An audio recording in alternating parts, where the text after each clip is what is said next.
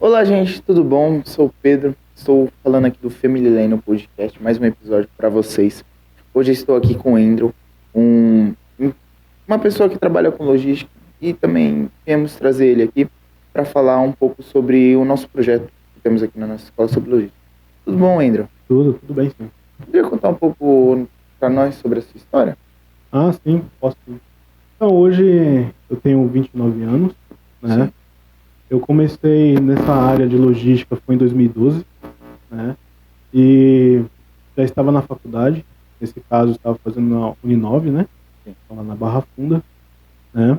E acontece que eu comecei do zero, né? O que seria eu começar do zero? Na parte operacional. Então, eu comecei na parte de separação, fazendo triagem de carga, coletando os materiais nas posições, né, para depois seguir as próximas etapas que tinha naquela empresa, né. Naturalmente, né, eu sei que para vocês que estão começando, né, e estão vendo isso na parte teórica, na prática elas são divididas em algumas etapas, né.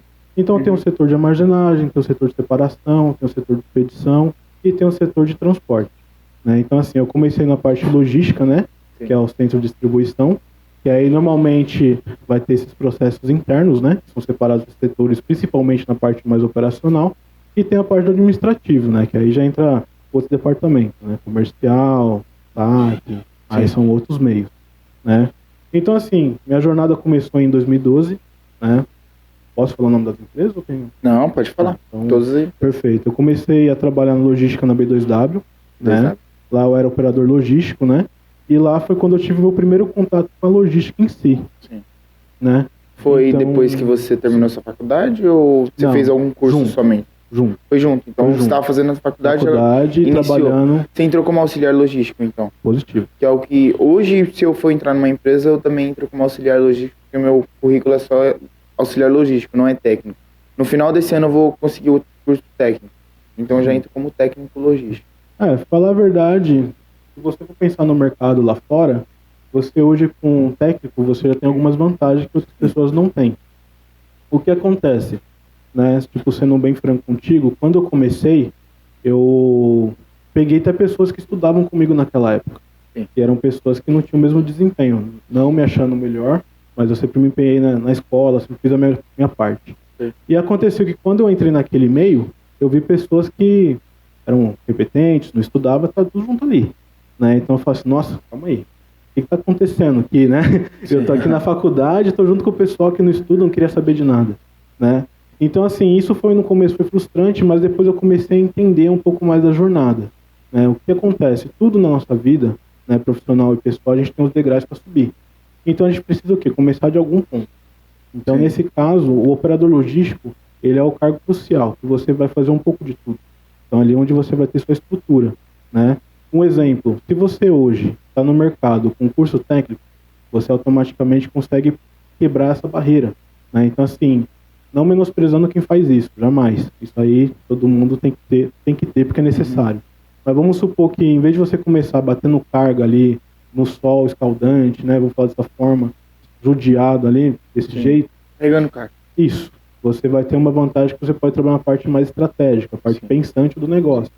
Porque o que acontece? A gente, vamos dividir em duas camadas, vamos falar dessa forma.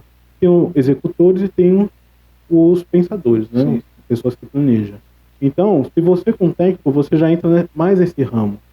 É claro, você vai ter desafios, porque acontece muito de pessoas que não têm uma visão também na prática, chegar lá e não ter aquela, vamos falar dessa forma, a empatia e a humildade de entender como funciona o contexto geral do negócio. Sim. Né? O que acontece muito, infelizmente, no nosso ramo, é ter pessoas que têm estudo, mas a pessoa não tem a estrutura da parte operacional.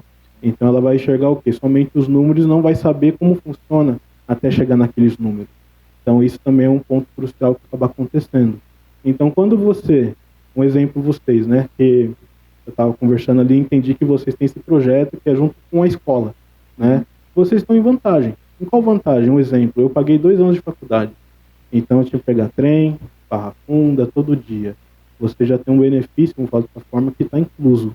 Então vocês aqui têm uma oportunidade de já sair, além do seu certificado da escola, mas esse certificado para vocês terem uma vantagem lá fora, né? E isso lá fora vale muito. As pessoas talvez falam, mas eu vou aprender algo aqui, mas não vai me agregar em nada, nem vou colocar na prática.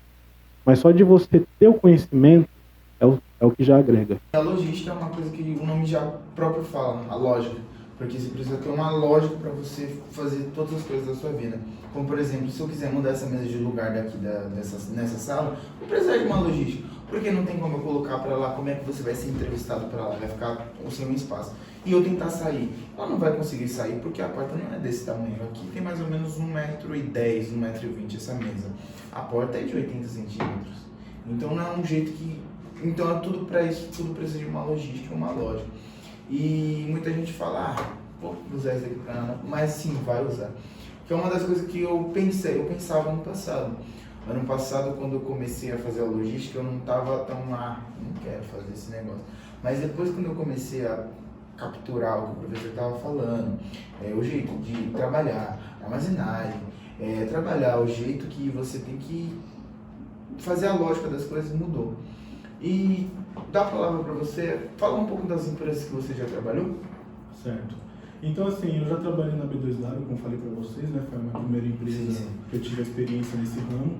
Após isso, eu trabalhei na BOME, né? Que foi uma empresa multinacional, né? Que foi uma das empresas que eu mais utilizei o que eu aprendi no curso técnico, isso é muito importante em dizer, né?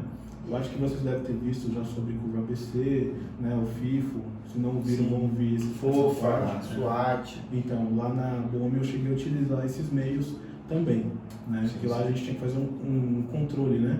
Um exemplo, só para vocês se localizarem, lá na BOME eu era responsável pela parte de recebimento e armazenagem. Então, assim, eu tinha que fazer esse controle dos materiais e também fazer a curva ABC.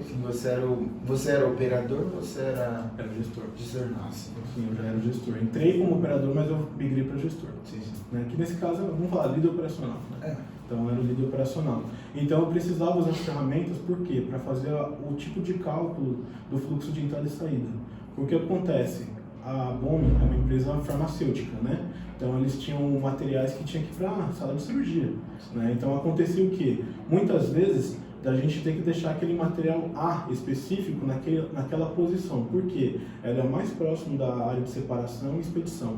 Então assim, tinha que ter esse cálculo. Então não adianta eu deixar aquele material que eu sei que vai ser uma prioridade lá no fundo do estoque. Tem que ficar sempre fácil acesso. É uma das coisas que o professor sempre falava da armazenagem. Tipo assim, muita gente hoje em dia faz por nome. Sim. A, B, C e D. Mas só que muita gente também faz que é até melhor por tanto que da demanda. Por exemplo, até a demanda sazonal, que é a demanda de Páscoa, a demanda de Natal.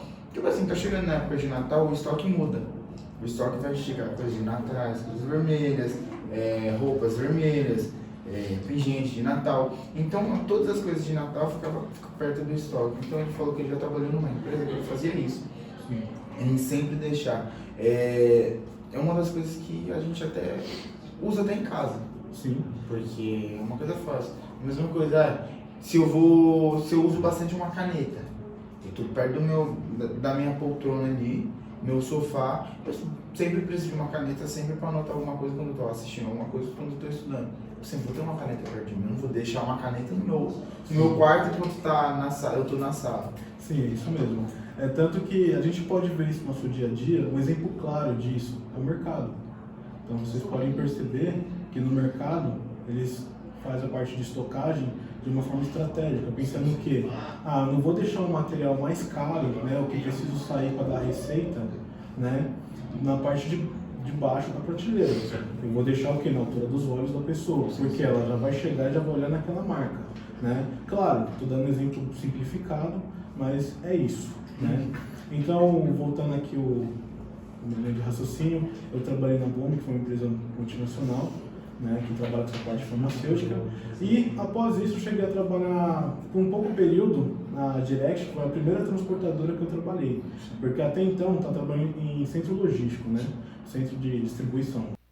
Então, como eu falei, né, a logística é uma família, né, então a gente vai dividir em duas partes. Tem a parte do CD, centro de distribuição, e tem a parte de transporte. Tem outros meios também, tá? Tem outras partes que são os complementos, mas tipo, dos principais, eu posso falar na minha experiência, são esses dois, né? O centro de distribuição, ele já é um cenário totalmente diferente do transporte. Eu falo porque eu também já tive um certo preconceito no passado. Quando eu falo assim, transporte, transporte, carregar, descarregar caminhão, enfim, eu também tinha essa visão, né?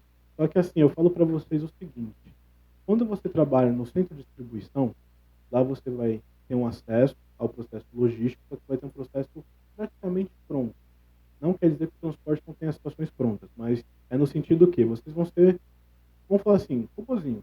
Vai chegar lá, vai ter uma demanda, vai atuar, o seu líder vai te ensinar, você vai ter um treinamento, você vai seguir, né? Vocês vão ficar muito, vamos falar dessa forma, limitados dessa rotina. Então vocês não vão ver o montante, tá?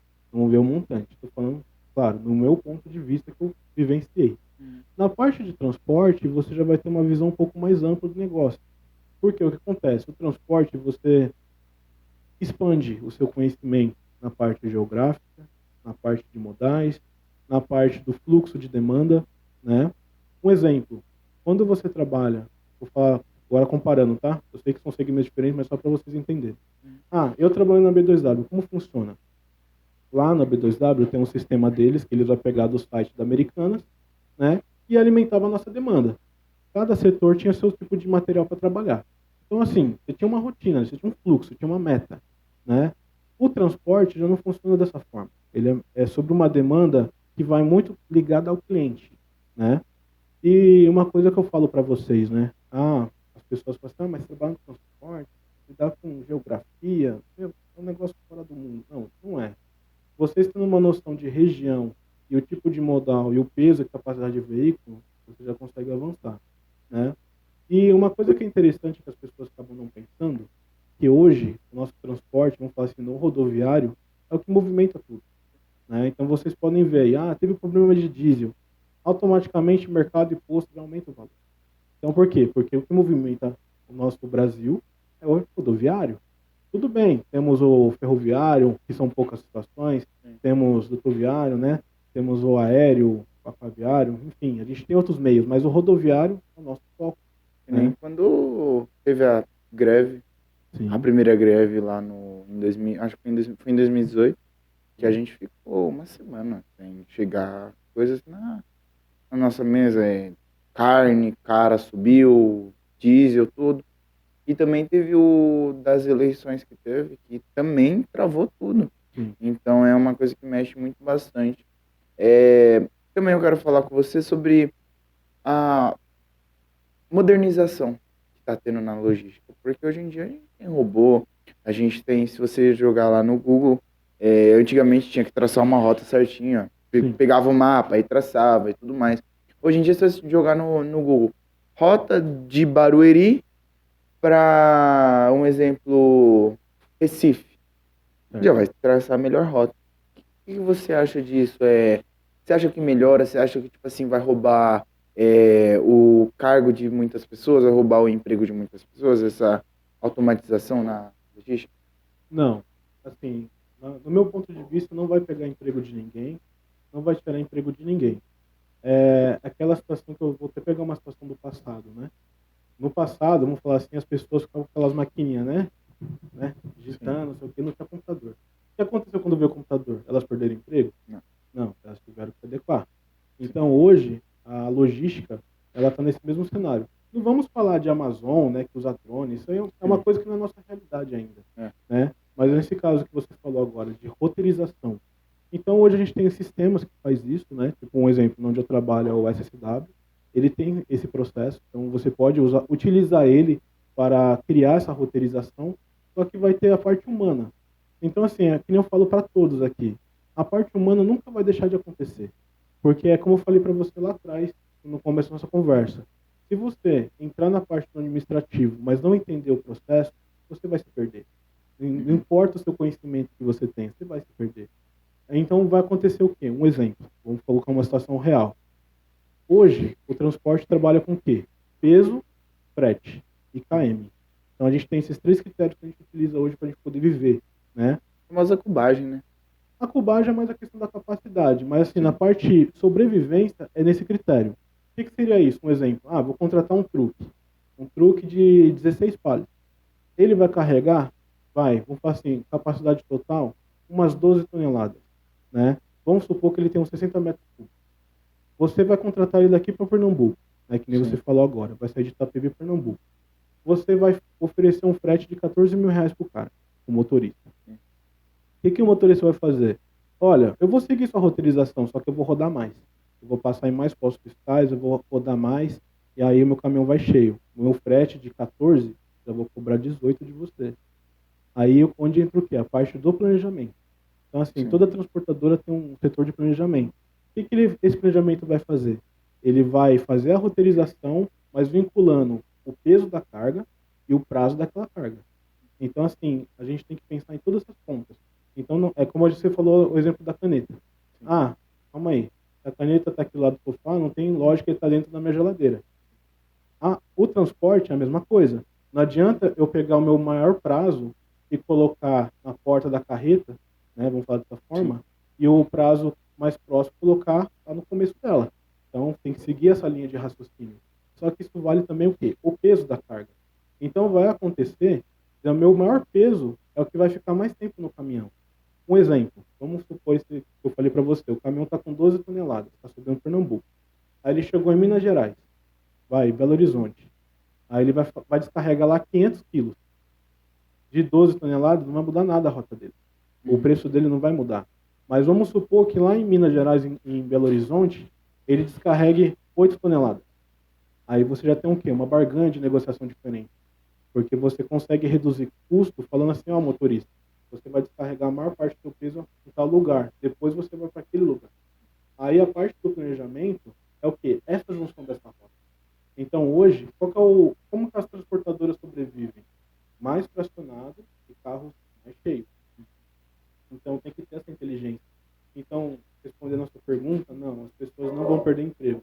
Elas só vão ter que se adequar. Então, um exemplo, hoje, as pessoas falam assim, logística.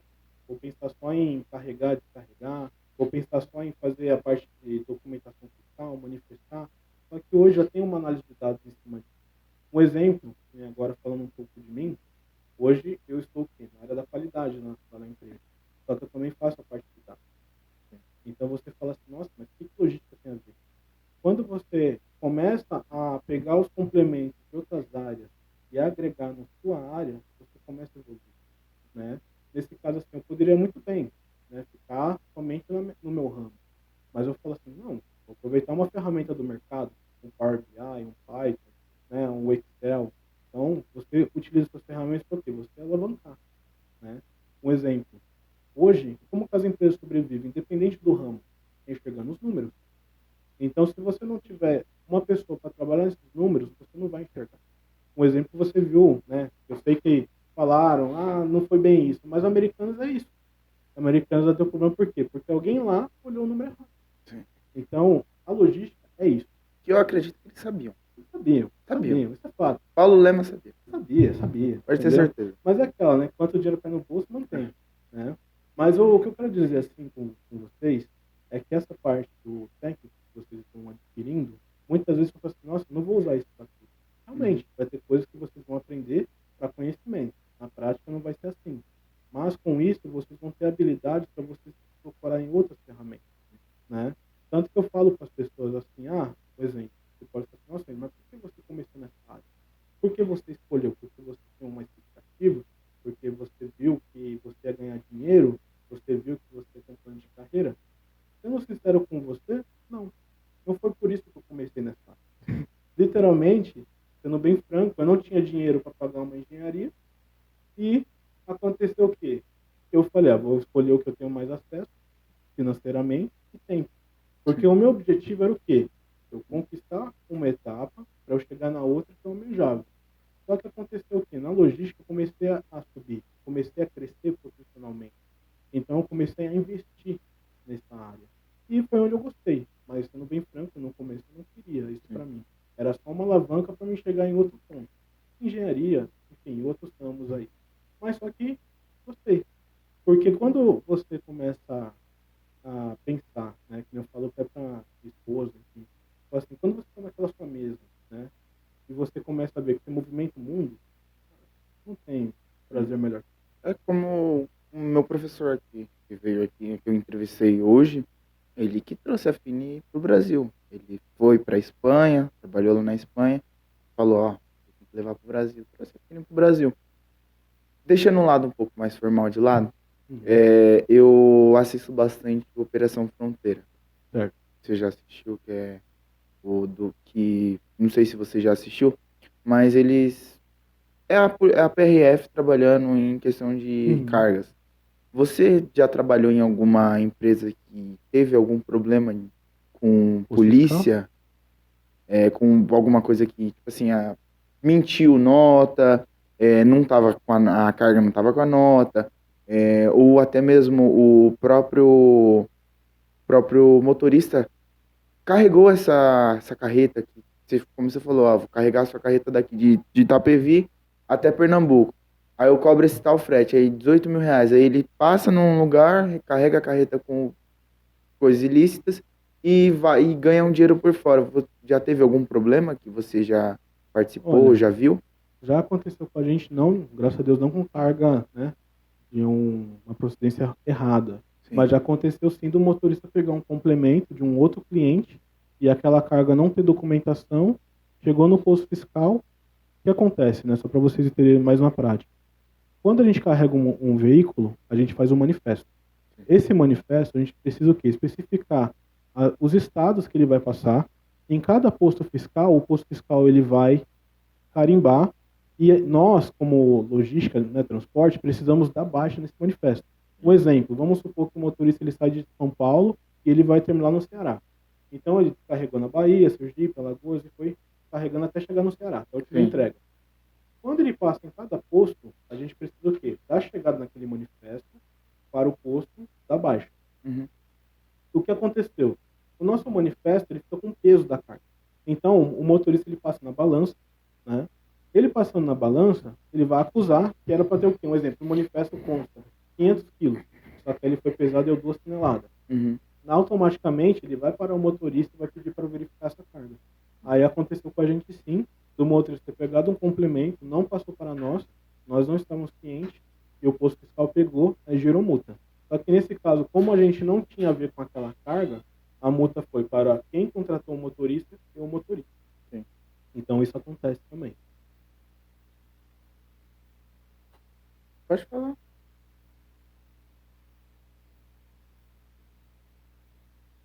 Estamos numa conversa boa aqui. Vamos falar do projeto de vida agora. Pera aí, gente, pera aí.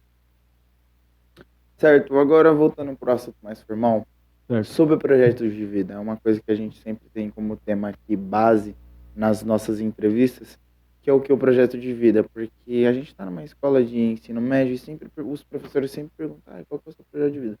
Mas, tipo assim, afinal, qual que é o projeto de vida seu? Se ainda existe um projeto de vida? Antes, como você falou, não tinha condições de pagar uma faculdade e preferiu a logística. Naquela época, você tinha algum projeto de vida, algum sonho de traçar como você é filho de professora? Provavelmente ela deve ter falado alguma coisa para você sobre isso. Certo. Então, é até engraçado essa parte de professora, porque tem umas vantagens e umas desvantagens, né? Uhum. A gente, quando a gente é mais novo, a gente quer sempre fazer o oposto que nossos pais querem. É fato. Sempre tem essa Sim. fase, né? Uma fase meio conturbada, né? Mas o que acontece? Um exemplo. Minha mãe é especialista em leitura, português. Sim. Eu já sou o oposto, sou mais estratégico. Exatamente. Então, já não fecha, né? Tanto que, né, eu vejo que, por ser professor ou não muda. Vai mais na questão da necessidade da pessoa mesmo, né?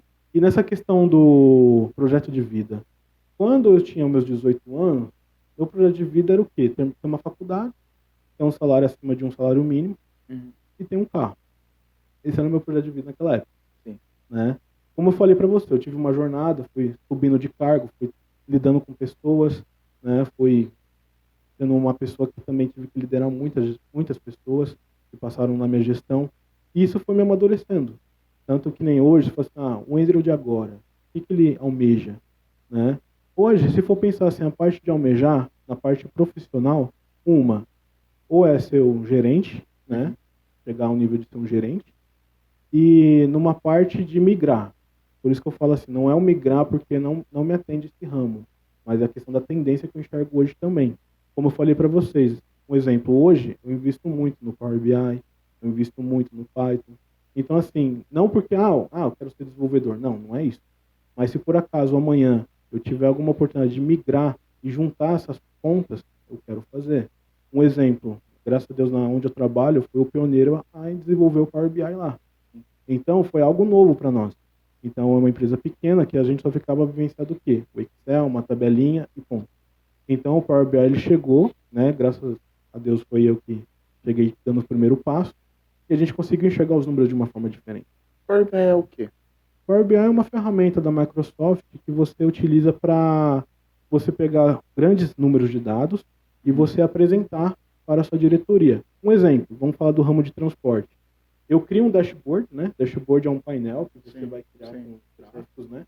E você, sempre falo com o meu pessoal, você não faz as respostas, você faz os porquês. Então, um exemplo, se chegar hoje um diretor e falar assim, como que foi o nosso nível de peso de carga comparado esse mês com o mês passado? Vai estar no Power BI. Qual que foi o meu cliente mais rentável que eu tive de peso de entrega? Vai estar no Power BI. Meio que um Excel.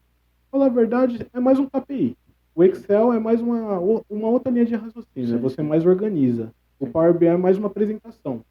Então você consegue mostrar de uma forma resumida para a sua diretoria, a gestão, como que está o cenário da empresa. Sim. O que acontece? Antigamente, não tão antigamente assim, em 2015, né, surgiu essa ferramenta. Antes, como funcionava a demanda? Era na área de TI. Então, todo setor, departamento, queria saber os seus números. Pegava no profissional de TI e falava assim, olha, como que foi meu balanço hoje? Um exemplo, comercial, quantos clientes eu fechei mês passado comparado com esse mês? Qual que é o meu balanço que eu tive de clientes na empresa? Né? Financeiro, qual que é o meu cliente mais rentável que eu estou tendo hoje? Qual que não é? Então tinha o quê? Esse profissional de TI, que ele pegava os dados e fazia esse tratamento. Hoje, com essa parte da analista de dados, você tem essa liberdade. Então, cada setor começou a ter o quê? O seu analista.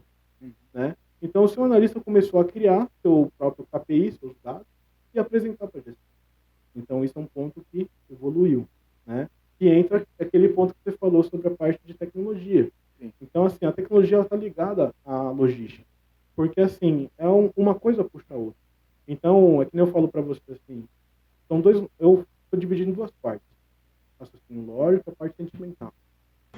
Então, como eu estava falando, essa parte da mesa, né? Imagina a situação da pessoa que está naquela ponta e vai ver a mesa está quebrando.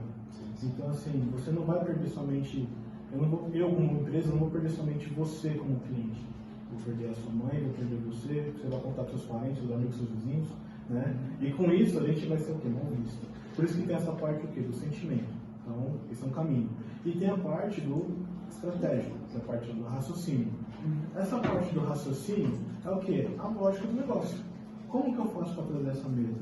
No melhor prazo, custo e qualidade. Então é aí que entra os departamentos de transporte.